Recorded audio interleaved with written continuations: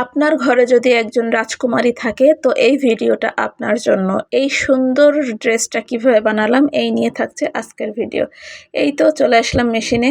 Cutting video দিতে গেলে ভিডিওটা অনেক বেশি বড় হয়ে যায়, তাই কাটিং ভিডিওটা এখানে আর দেই নাই।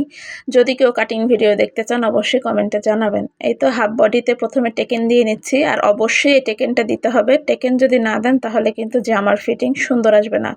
বুকের যে পার্ট সেই পার্টে অবশ্যই 4টা টেকেন দিতে হবে, দুটো সামনের পাটে দুটো পিছন পাটে।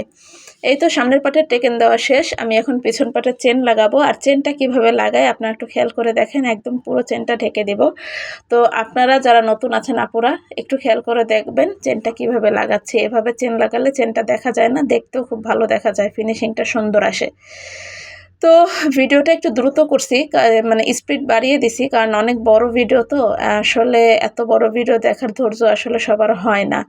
তো কথা বলতে বলতে আরেকটা কথা শেয়ার করি, আমার এই সুন্দর ভিডিওগুলো যদি আপনাদের ভালো লেগে থাকে তাহলে আমার আইডিটাকে ফলো করে পাশে থাকবেন।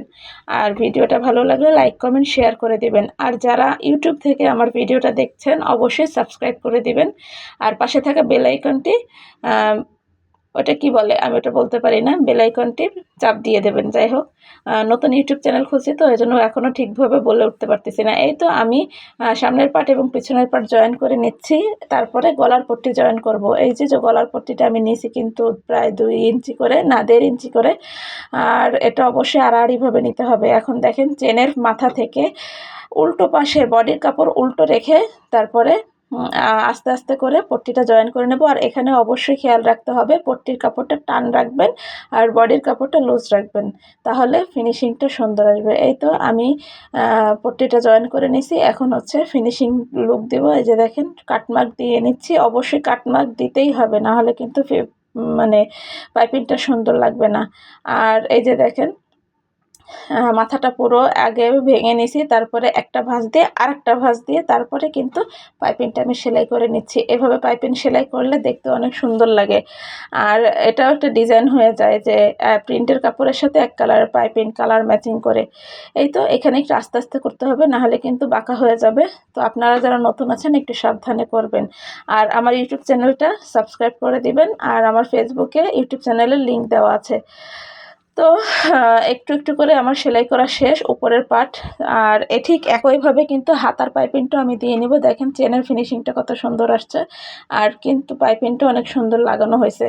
আমার মেয়ের জামার গলা আমি একটু ছোটোই বানাই, এখন হাতার পাইপিংটাও কিন্তু একইভাবে লাগিয়ে নেব। ওইটা আমি আর দেখালাম না, তাহলে ভিডিওটা বড় হয়ে যাবে। আর জামার কাপড়টা কেমন হয়েছে অবশ্যই আপনি কিন্তু জানাবেন।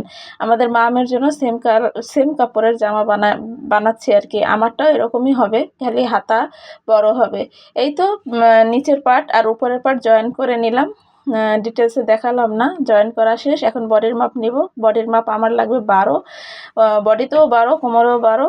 আর এখানে ফিতা আমি লাগাই নাই, কারণ ফিতার কাপড় হয় নাই। আপনারা অবশ্যই ফিতা লাগিয়ে নেবেন, আমি কাপড়ের জন্য ফিতাটা লাগাতে পারি নাই, কিন্তু সমস্যা নেই, আমি সেইভাবে ম্যানেজ করে নিব। এই তো সাইড জয়েন করা শেষ, এখন নিচ পর্যন্ত পুরো জয়েন করে দেব, ফাইনালটা মানে সেলাই দিয়ে নেব। এই দেখেন মাশাআল্লাহ, হায় মাশাআল্লাহ। আমার মেয়েটাকে আমি বলছি, মা তুমি জামাটা একটু ধরে থাকো, আমি একটু সুন্দর করে ভিডিও করে। আমার মেয়ে নড়েও না চড়েও না, যাতে আমার ডিজাইন নষ্ট না হয়ে যায়। তো ভিডিওটা যদি ভালো লাগে লাইক কমেন্ট শেয়ার করে দিবেন। আল্লাহ হাফেজ।